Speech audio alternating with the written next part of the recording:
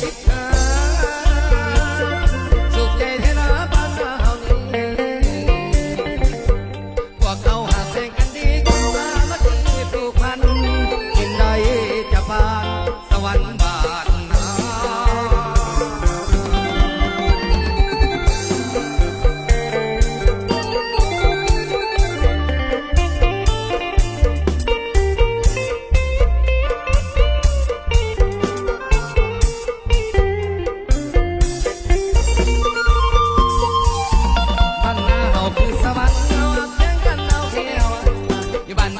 มีเขา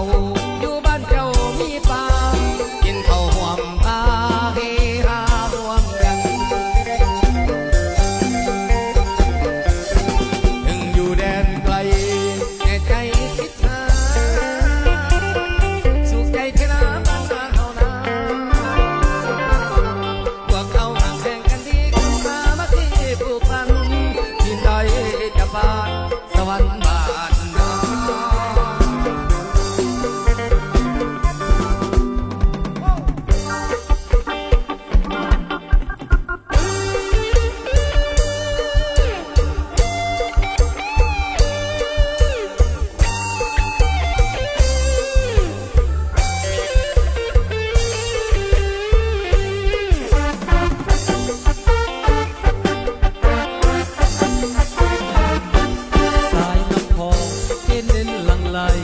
เกียบน้ำใจสายเลือดคนลาว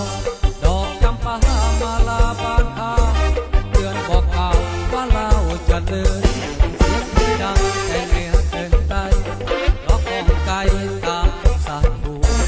หลายสนเผ่าเบาหมวนนวลหูย้ายกันอยู่ไปทั่วแผ่นดินความแจ่มใสทับแขกต่างแดนนี่ลำแผ่นนิสัยคนลาวมีภาษีสุขวัญให้เจ้าเหตุของลาวแต่ทุกคำวันเ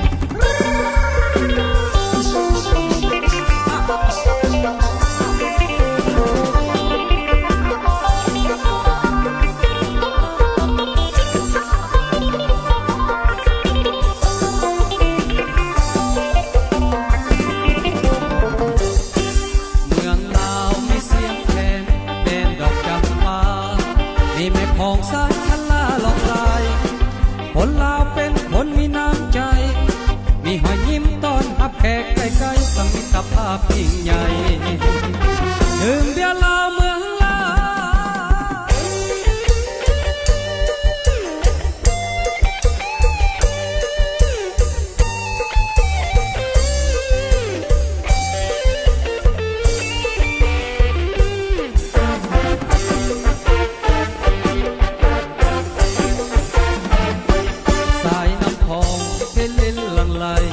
เกียบน้ำใจสายเลือดคนลาวดอกจำปามาลาบานคาเตือนบอกกล่าวว่าลาวจะเลยเสียงที่ดังแต่เหนือถึงใต้ล็อกของไกลตามสายผูหลายสนเผ่าเว้าหมดนวลหูย้ายกันอยู่ไปทั่วแผ่นดินความแจ่มใสทับแขกต่างแดนนี่ละแม่นนิสัยคนลาวมีภาษีสุขวัญให้เจ้าเหตุของลาวแต่ทึกดำบันอยู่บ้านเฮาเด็กเบียร์ลาวที่แล้วเป็นเบียร์ของคนจริงใจยกจอบเลยนะเพื่อความสมรรถนะตรี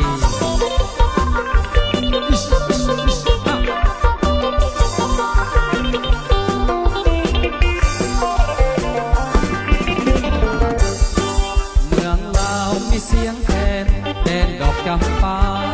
มีแม่ของสายคันลาลองลายคนลาวเป็นคนมีน้ำใจมีหอยยิ้มต้อนรับแขกใกล้ๆสมิตรภาพยิ่ง